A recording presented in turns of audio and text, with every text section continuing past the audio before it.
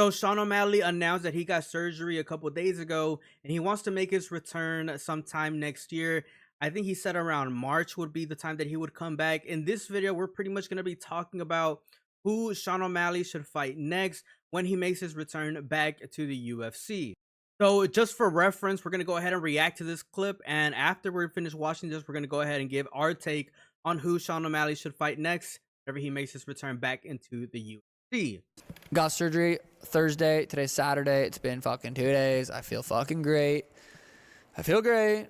I'm gonna come back better than ever. I'll be back next week, just sparring. No, I do think this is gonna be a. I'm gonna do everything right. I'm gonna recover as fast as I possibly can, and I'm gonna get back. Everyone's like, hey, don't come back too soon. I'm coming back the right amount of soon, but I want to be back ASAP.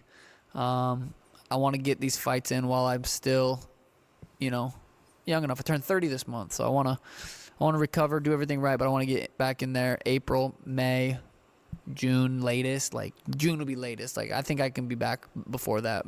March maybe even would be crazy, but who knows? I'm just going with the flow day by day. Before we get into the nitty gritty, ladies and gentlemen, I would just like to ask to subscribe to the channel, leave a like, leave a comment under this video. And without further ado, let's go ahead and get into the discussion. Now, we're likely going to see Merab Dvalishvili take on Umar Nurmagomedov first. And depending on who wins, we could probably get, a pretty good idea if or not Sean O'Malley comes back to the UFC and ends up fighting for the title off the rip. Because Merab Dvalishvili was already pushing for a rematch against Sean O'Malley before Sean O'Malley went on to get surgery. But if Umar Nurmagomedov becomes champion, I think that we could probably end up seeing the winner between Deiveson Figueiredo and Petr Yan take on, Umar Nurmagomedov for the title. Now, if this is the case, then I think that Sean O'Malley should have a fight against none other than Corey Sandhagen. I think that Corey Sandhagen would be a great matchup for Sean O'Malley. I think it would be a fight that a lot of people would be hyped up to see. Another option out there is Henry Cejudo. If Henry Cejudo decides to stay in the bantamweight division, because of course there was a lot of rumors on whether or not he should stay in the bantamweight division or go back to flyweight. Now, these two options, in my opinion, are pretty good. Now, we just saw something this past weekend that was absolutely insane. It left a bad taste on a lot of people's mouths, and that was Jose Aldo losing to Mario Bautista. Now, I think a wild card option for Sean O'Malley is someone like Jose Aldo. Now, these three options, in my opinion, would make the most sense for Sean O'Malley. Specifically, Corey Sandhagen, because of course, Corey Sandhagen is still in the top 5. If, Sean O'Malley beats someone in the top 5, obviously is going to give him a better argument for fighting for the title next, because he's beating someone that's just a couple ranks below the actual champion. Now, if he ends up fighting Henry Cejudo, obviously it's going to be a huge money fight. Both of these guys are going to go absolutely crazy in the press conference, and the UFC is likely to hype up this fight specifically the most. Now, of course, Jose Aldo could be a potential option.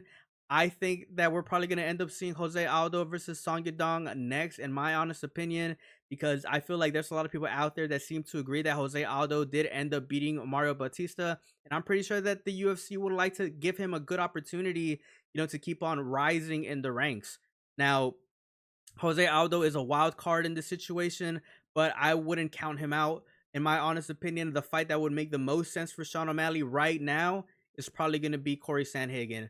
But if we get, Henry Cejudo versus Sean O'Malley, I wouldn't be complaining about that fight either. I know that fight would do pretty well with the fans, and I think that that would be a great main event pretty much anywhere in any card. Now, there is another option for Sean O'Malley, but I think that out of all of the recommendations that I've made in this video so far, this one is probably the least likely, but that could be Ilia Topuria. If Ilia Topuria ends up losing his title to Max Holloway, I think that could potentially be a huge fight. A huge fight in the UFC. But in my honest opinion, man, Ilia Topuria right now looks unstoppable. And we're going to be making videos in the future talking about whether or not Ilia Topuria can beat someone like Max Holloway. But hypothetically speaking, if Ilya Topuria ends up losing to Max Holloway, and it would be around the right time where Ilya Topuria would probably have to come back and have a fight in the UFC around March. I think that would be a very interesting situation. That would be an absolutely huge fight, a huge fight. But that's whether or not Ilya Topuria loses to Max Holloway. Now, let me know what you guys think down in the comment section below.